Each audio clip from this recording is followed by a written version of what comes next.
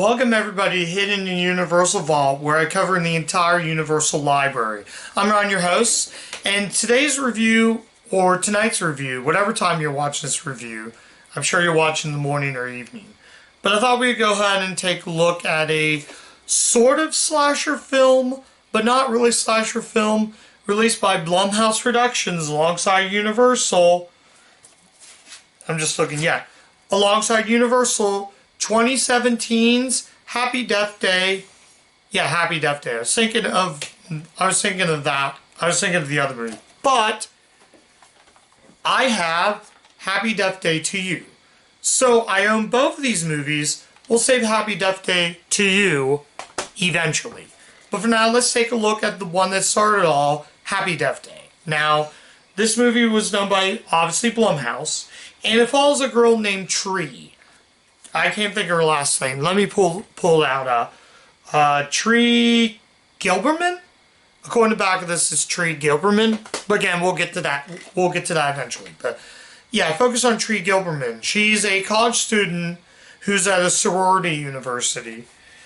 But it also co-stars Israel Bomason.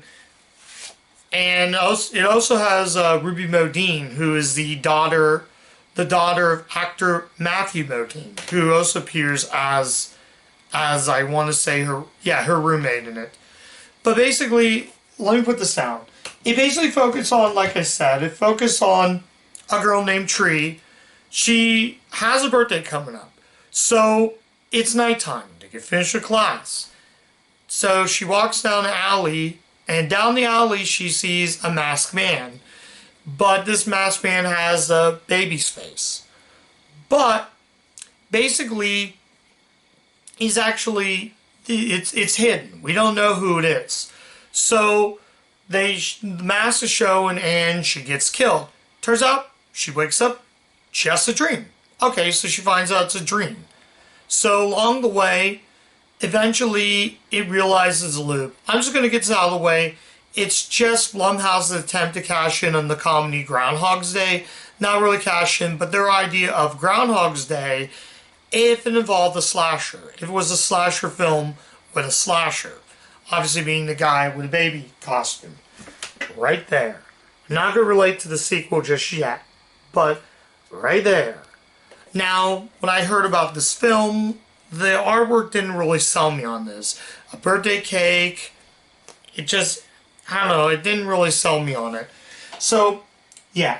So, she actually meets up with another friend they're basically parallel together what it is. So, she's getting killed in many, many ways.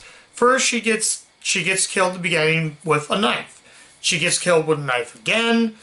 The killer goes and drowns her underwater, well, in a fountain. So she dies by drowning. She gets killed with a bong. Yes, a bong kills her. That is crazy. So she's trying to find out clues who the suspects and who they're trying to kill me. So she makes it to the hospital and finds the first suspect. Turns out it might not be that suspect. She wakes up trying to find another suspect. Wakes up again, tries to find another suspect. It goes on a loop, and that's what I really like about Happy Death Day. It goes on a loop, and it's just such a fun movie. This movie was a blast from start to finish. It's kind of hard for me to review a film that's just trying to be a routine slasher picture. But it's more than just a slasher picture. It actually doesn't feel like a slasher picture. At times it feels like a romantic comedy. It feels like a teen comedy.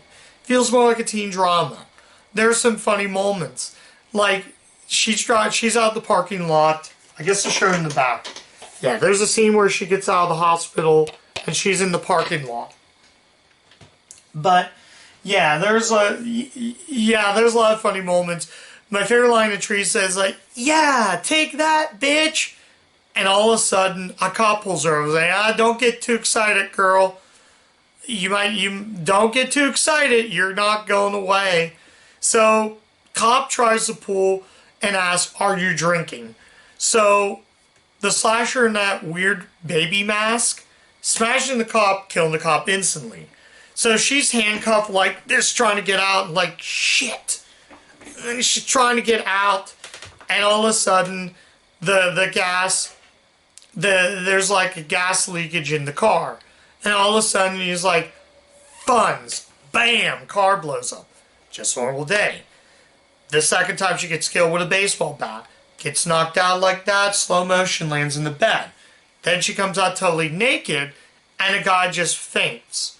I guess he faints because he never saw a nude woman walking down campus. So it goes loop and loop. The killer kills the boyfriend by snapping his neck. All of a sudden, it's just wakes up, and it goes on and on and on. She meets up with her dad. There's kind of a scene that almost made me cry. She meets up with her dad saying that I miss mom, and the dad feels bad. So she comes up and talks to her dad and gives advice. So Ruben Modine there's a big fight scene with Ruben Modine's character. There's a big fight in a dorm room fight, knocks her out, lands down, conk in her head, blood coming out, killing her instantly while another student is screaming. Then that same person comes and she's trying to be interviewed by a news station. It's like, won't you just shut up? I'm trying to be interviewed. There's just so many good moments. It's really hard for me to say that is this a perfect film? Now I'm going to get into the negative now. I feel like the movie should have ended where it was. The movie should just ended. The scene where they're talking about Groundhog's Day, which is a factor of what this is, should have ended with them at the dining room discuss it. We cut to black. Nope, it's just a dream again. So, the big fight. She hangs herself. Just another dream again. I'm not going to go in too depth what the ending is. There's a pretty cool alternate ending which I think could have worked. But they call it alternate endings for a reason, and it probably wouldn't work. So, that's all I'm going to say about this. So let's go ahead and actually show you the artwork. Now, this is my problem. It's just a birthday cake. You see the killer right there? It's just a birthday cake. And honestly, I was like, it's just going to be another generic slasher picture. But it's more, like I said, it's just more than just a slasher picture. It feels more like a character study. Not saying that this movie is perfect, and like I said before, this isn't a perfect movie. I feel like it could have ended when it just could have ended. I have a pretty beat up slip, but I did get this with the slip, and there's not much. So, and the disc art isn't any, there's honestly no disc art. I'm going to go ahead. I'm not going to open any more of these discs unless it comes with disc art. So, that's really about it, what I have to say about Happy Death Day. So, I guess that leads out to the final verdict. So let's get to it now. Final verdict. Should you see Happy Death Day? Yes. This is a highly recommended film.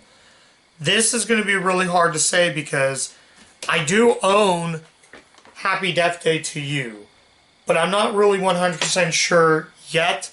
I'm going to have to watch both films, and after I watch both films, I'll make a decision which one I recommend. But so far, after seeing this series, well, not really series, unless you call it a series, I think this is a really good movie. Oddly enough, I'm going to forgot to mention who directed this and forgot to mention who wrote this. So it was directed by Christopher Landon, who's actually the son of actor Michael Landon. Yeah, kind of weird. His son directed a slasher picture. It's just as weird as Brian Henson directing an adult film. Yeah, the son of Jim Henson directed Happy Time Murders. So there's something that's weird. We're not talking about that. Also, it was written by Scott Loberbell, and it was produced by Jason Blum. He's the guy who co-created Blumhouse Productions. So, yeah, I think I said what I said. Yeah, definitely. This is definitely a fun film. I was intrigued. Also, I was at work the other day, and a coworker told me about. I said I have the Happy Death Day movies, and said, "Oh, you should go see those. Those are great." And yes, then indeed I can recommend Happy Death Day. I think as a slasher film, It's just a fun slasher film. If you take your brain out of your mind and just let your brain just watch goofy, guilty pleasures, this was almost a guilty pleasure because I thought it was going to be pretty bad, but turns out it's not. So, yeah, definitely watch Happy Death Day. It's definitely a lot of fun. I had a good time with it. I look forward to its sequel, Happy Death Day 2. We'll get to that one eventually. But for now, I'm going to sign off. Thank you once again so much, guys, for coming onto the channel and checking out these reviews. So, go back on my YouTube page. I have new videos up there right away. If you like this content and many others, I have a playlist devoted to the horror genre. So if you want to just watch my horror and sci-fi reviews, then definitely check that page. I also have playlists of 70s, 80s, 60s, 70s, 80s, and 90s.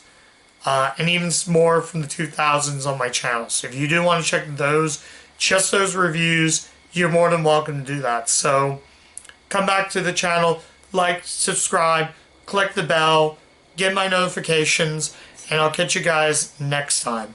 Bye.